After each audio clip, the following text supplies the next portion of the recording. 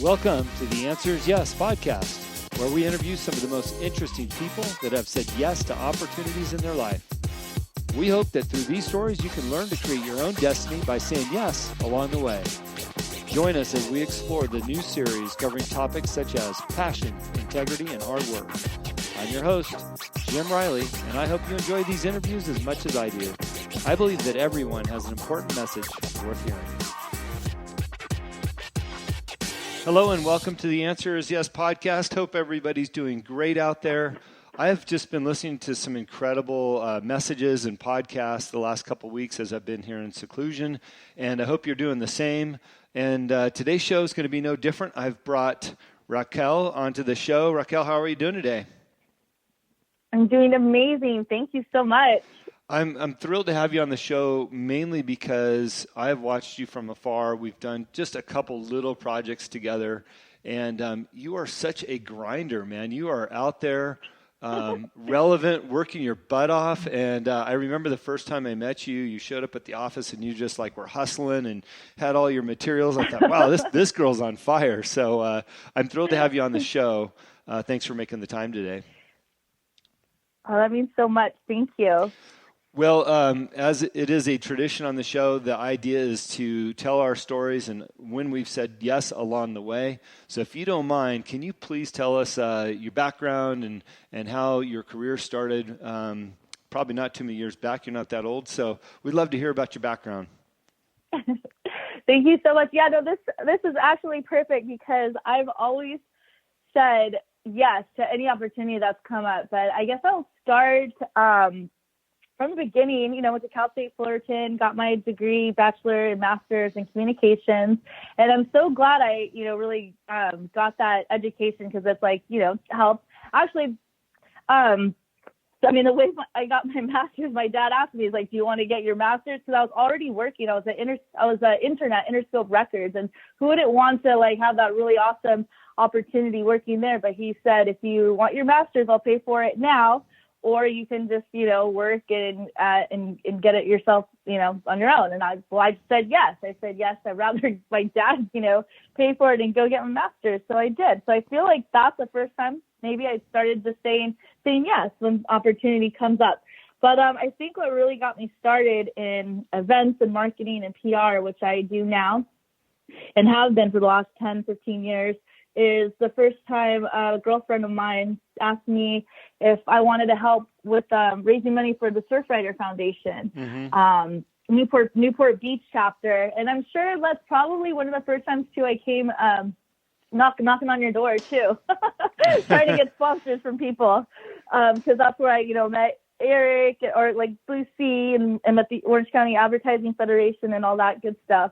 But yeah, I was sure, I'd love to help. And that was, my job was to get sponsorships. And I didn't mind knocking on doors and, asking people if they wanted to be a part of this great organization and help raise money. Well, our first event was in 2008.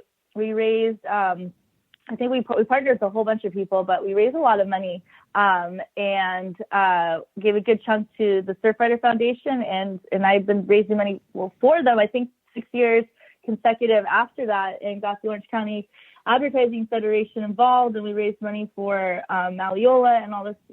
I just kept on saying yes and to opportunity and getting involved with stuff. So that was actually a real pivotal moment in my life. And since this is about saying yes, since then, how I got into the music industry about 2012. I had an opportunity to be the event manager at the Key Club, and I think that's what really kicked off my whole music career. I've always loved heavy metal and rock and roll, which is not the norm. Everyone likes mainstream stuff. I'm really into heavier stuff. I think I've seen you. We saw each other at a show. It was Social Distortion. Yeah, yep, remember absolutely. That? Yep, it was a great time. And Awesome. matter of fact, if you're not familiar with the Key Club as a listener, one of the best venues to see a great rock and roll show. I think the last show I saw there was Gene Simmons was doing something, which is probably right up your alley. What a great place to work at. You probably saw a lot of really good bands. Oh my gosh! I mean, have I ever ran an event venue? No, but I took the opportunity and I did it. And I was there for about a year before it closed down, right towards the end. But it was amazing. To fast forward really quick to last year, I actually did the kickoff party as the publicist for the KISS cruise.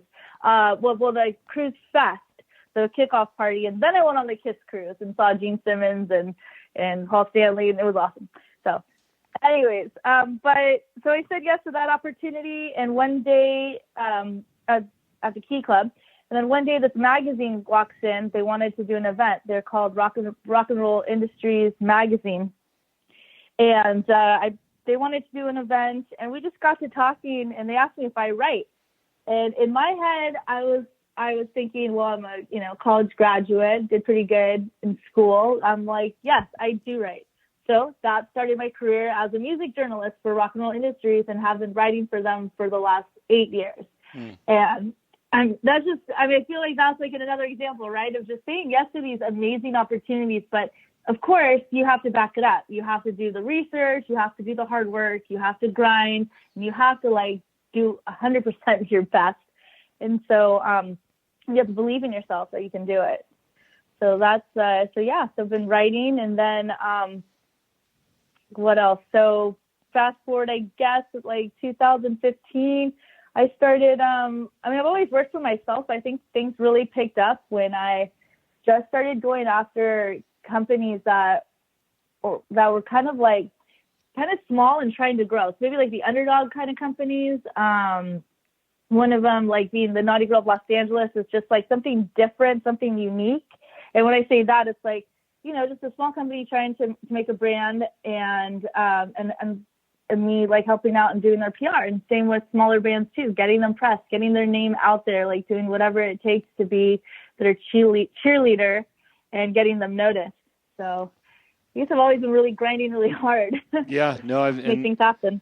And that's what I've seen about you. So I think we've left a lot of meat on the bone here with your background, and I want to dig into a few things because I can tell your enthusiasm on the line for what you've done and where you've been. But I think there's a lot of value along that road, and I want to give you all the credit where the credit is due. Now, first of all, you mentioned that you had an opportunity to get the master's. Your dad said he'd pay for it, but you were working at Interscope at the time, correct? Yeah, I was an intern right there in the rap department. Yeah, okay. That was awesome. So, here you are, young. You're basically working in an industry that you're super passionate about, and it's you got to focus on getting your master's. That's a big decision, it's a very mature decision, I should say, to take a step back from what you're doing at Interscope to focus on a master's. Obviously, your dad is very supportive of you and your education. What was that like to go, okay, I got to transition over to this master's and really dig in, and it's no small bill. So how did you go through that, and what were the challenges of the switchover? Yeah, I was super young. I was 22, and I was right in front of all these rap artists. I remember D12, Eminem's band, walking in. I know I went to all these concerts. I got to see Eminem and Eclipse and all these bands that were right in the beginning when they started getting big, and it was a lot of fun. But I felt, education has always been really important in my family. And I don't know, I just felt like I needed to take that opportunity. And then I think it's really expensive, right? I think that's what was going through my head at age 22. How am I going to afford this later on? Mm-hmm. I have absolutely no debt. So that kind of, was attractive. And just knowing my family, I think that was the right decision to make. And yeah, I missed it. I always thought, I could go back, but no, you can't go back. I was still friends with people there. I still went to concerts, but once you leave, I guess there's really no going back because, 3 years or 4 years later, but I think my values and everything kind of changed when I got out. So, and it was difficult, but I do see my other friends there that were there at the time, and they all, kind of went up the ladder. So that's cool. But, So yeah, it was a pretty hard decision, but I made it. No regrets at all, because now I have a master's, and education, no one can take that away from you, in a sense, and that's definitely helped me through the years, getting jobs or recognition or meeting people. I think it's interesting that you said that there's no coming back from situations like that, and that's not necessarily a negative. My business mentor is David Meltzer, and I talked a lot to him about putting my off-road racing career on hold. And he said, "Look, Jim," he goes, "you've been there once. You know how to do it. You can always go back to something you love, but you'll probably find that there's other passions in life." And he's absolutely right. I found other passions to replace my off-road.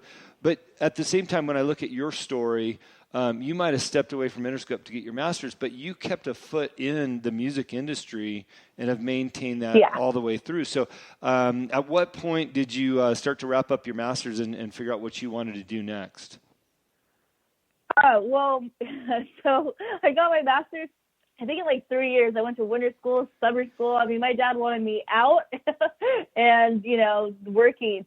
But the one thing, like keeping my foot in the door, I kept friends with a lot of people there. Like one of them was I think he was the treasurer, or treasurer or something like that. I can't remember too much, but I still kept my contacts there. Actually, I'm still friends with some people from there, but I would go to the shows with them, still keeping my foot in the door. Like they would invite me to concerts or private parties, and then you meet people and network. So I think that's how I kind of kept my foot in the music industry. But I've always loved music, so I've always been going to shows. And I definitely know that was a passion of mine that I wanted to pursue, but I didn't know how. Like, how do you just become, I don't know, a manager for a band, or how do you become a publicist? And it eventually you get there by staying in touch and networking. So I wrapped up my master's degree, and then you're thrown into the world, and it's like, okay, I'm going to get this awesome job. Yeah, right. Everybody wants to, it's not how it goes. And it's funny because here I have my parents over my shoulder, like, why aren't you getting a good job, like for, $40,000 or $50,000, $60,000 or above? And when you're looking for a job, companies want you to have experience. And how are you going to have experience if you don't have a job? You don't get a job first, right? You need that experience. Age-old question. So that was kind of difficult. Yeah, and that's just like a double-edged sword, and it was awful. I think just myself, my parents, they were supportive, but they weren't the ones that helped me. I had to figure it out on my own. I've always figured things out on my own. They've always given me the tools. Can you tell I'm very family oriented? Yeah, I love it.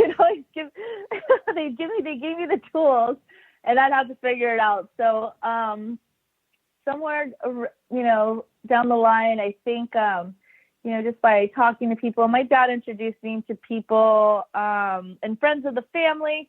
Someone told me to join the American Advertising Federation. Mm-hmm. And then I could be with people and this is like 2006. So I just graduated 2005, or maybe it's 2008, around there. And so they were just like, those are like-minded people. You can network. I mean, because I studied communications and advertising.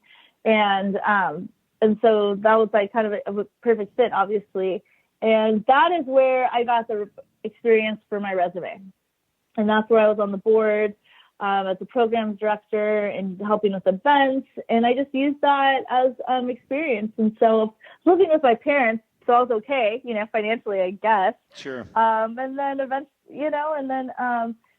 eventually, you get jobs and you start working. And I realized at a young age that I really didn't like the culture of like working at a place. Like it just felt like I was trapped somewhere all day long making money for someone else. Mm-hmm. Does that make sense? So, absolutely. Yeah. And so, and through all this time too, I mean, I was, doing little odd jobs here and there, but I really wanted to work for myself, and I knew I could. And so building all that experience doing events, I started doing freelance events for people, and, getting money that way, raising money myself that way, or earning money that way. Mm-hmm. Well, I'm looking at your website for your own business, and look, you've nailed it in terms of a description of who you are and what you do. and you've got your successes right on top in the things that you've done. And, you brought up a very valid point. You get the master's degree, and it's like,